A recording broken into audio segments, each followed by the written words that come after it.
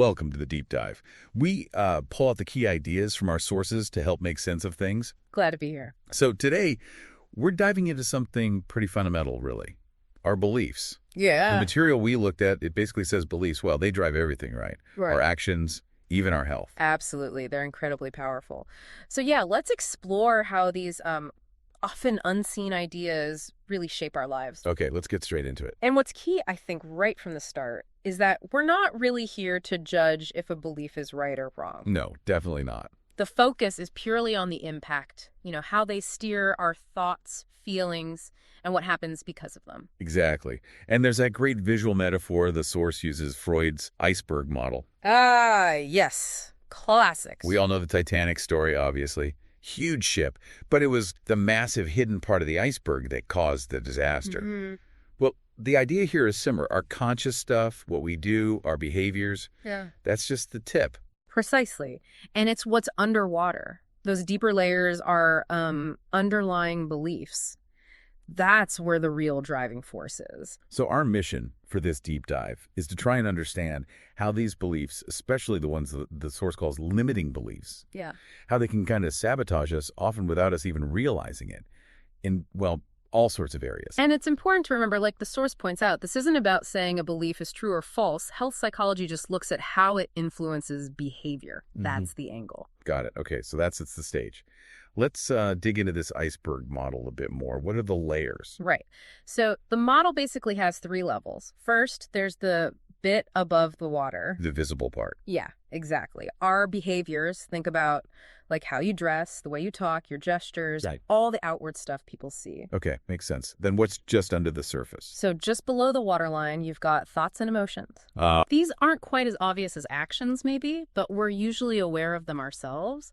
And, with a bit of effort, we can often guess what someone else might be thinking or feeling. Right, you can kind of read the room sometimes or see it on someone's face. Mm-hmm. But then there's the deep part, way below the surface. The really hidden stuff. That's where the source says our unconscious beliefs are hiding out, along with our core values, maybe old stuff we've pushed down, our basic needs, motivations, the really deep-seated programming. Wow. So even though we can't directly see it. It's constantly shaping what we do. It gets expressed through our behavior, as the source puts it. And that ties straight into that Deepak Chopra quote the source used, doesn't it? Yeah. We become our beliefs. Yeah, that nails it. It's so concise. It really captures how fundamental these things Yeah, are. it is. Our core beliefs essentially act like a filter, right? We see the world through them, interpret everything based on them. And that interpretation then shapes our thoughts. And our feelings, which Right. then obviously drive what we do, and, well, the results we get, the outcomes. And the kicker is, this whole system can be running largely on autopilot, outside our awareness. Exactly. Which makes it powerful and sometimes problematic. So the source gives this really relatable example, the fear of giving a wedding speech. Lots of people dread that, right? Oh, definitely. Public speaking anxiety is huge. So imagine the core belief is something like, I'm just awful at public speaking. Okay. What happens next is pretty predictable, according to the source. You start getting these negative thoughts, right? Like picturing yourself totally blanking. And getting the lines. Or saying something really embarrassing. Yeah. Total humiliation playing out in your head. And those thoughts aren't just thoughts, are they? They trigger actual feelings. Absolutely. Yeah. Fear, dread, maybe just this overwhelming anxiety building up as the wedding gets closer. Yeah.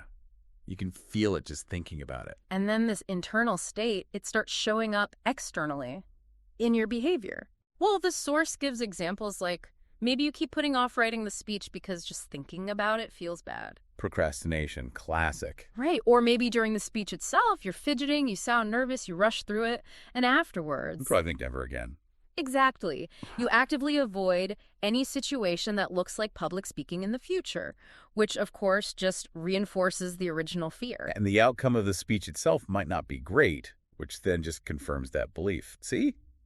I told you I was terrible at this. It's a perfect self-fulfilling prophecy loop. Wow. Okay. And, while we have tons of beliefs about everything, this deep dive, following the source, is really zeroing in on those limiting beliefs. The ones that get in our way. The ones that actively stop us getting the results we actually want. Okay, so if these hidden beliefs are so influential, the big question is obvious. How on earth do we find them? How do we bring them out? Yeah, that's the crucial bit. And the source offers a pretty practical three-step process to start uncovering them. All right, let's hear it. Step 1. Step 1 is basically identify an area in your life where things just aren't going the way you want, where you feel like you're hitting a wall. Okay.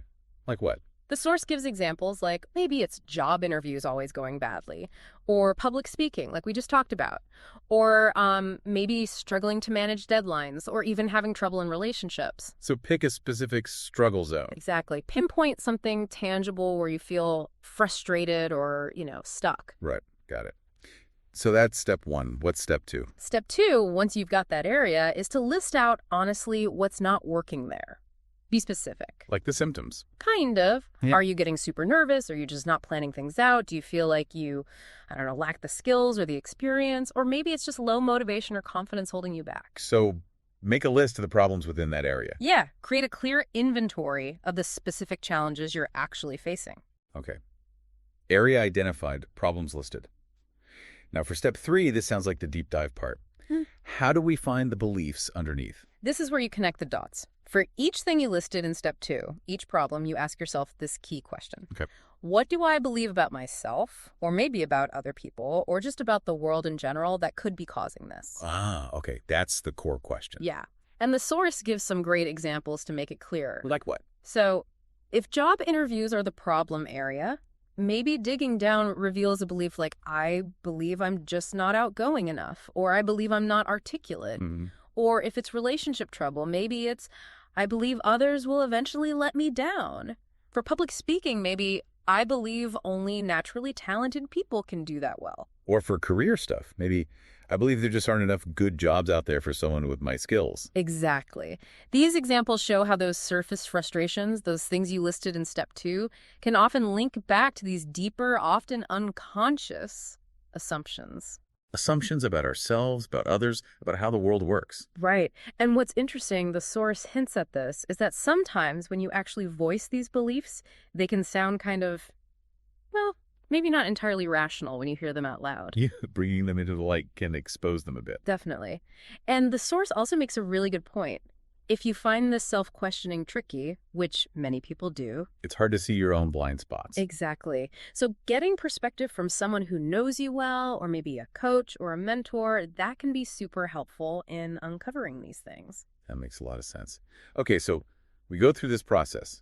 Area, problems, then digging for the underlying beliefs. Yeah. What's the payoff? Why go through this potentially uncomfortable self-reflection?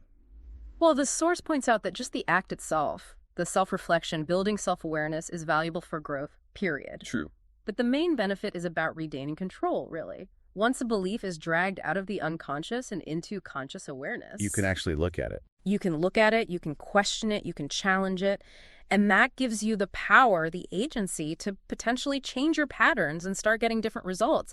It taps into those ideas about like cognitive restructuring in psychology. So it's like finally spotting that hidden part of the iceberg that's been steering your ship off course. Yeah. Now you can actually Yeah. choose to navigate around it or maybe even try to, chip away at it. Exactly. You can avoid the collision. The source uses that strong image, right? Preventing the iceberg taking down a passenger liner, a business initiative, or your career. It's a powerful visual. And there's that C.S. Lewis quote the source includes, which fits perfectly here. Which one was that? You can't go back and change the beginning, but you can start where you are and change the ending. Ah, yeah. That's good. Recognizing these limiting beliefs is about starting where you are right now with more clarity. It lets you make conscious choices to write a different ending for yourself. So moving from being driven by these hidden forces to actually taking the wheel. Precisely. Becoming more conscious, more intentional. And the source even suggests, if people feel they need more support with this, things like coaching can help guide that process. Right, getting some outside help to navigate. But ultimately, it all comes back to that core idea we started with. Our beliefs, these assumptions we carry, often totally unexamined. They have this incredible influence. They shape our thoughts, spark our emotions, drive our actions, and ultimately, they carve out the path of our lives. And that iceberg model is just such a sticky, useful way to picture it, isn't it? A constant reminder that what we see It's just the surface. It really is. So much is going on underneath. So the encouragement for listeners then is maybe to try engaging with those 3 steps we talked about. Yeah, just pick one area, one place where you feel a bit stuck or frustrated, and just start exploring gently, what unseen beliefs might be lurking under the surface there. And maybe, here's a final thought to leave people with, thinking about that one area where you feel stuck. What could those submerged iceberg-like beliefs be? And maybe more practically. Yeah.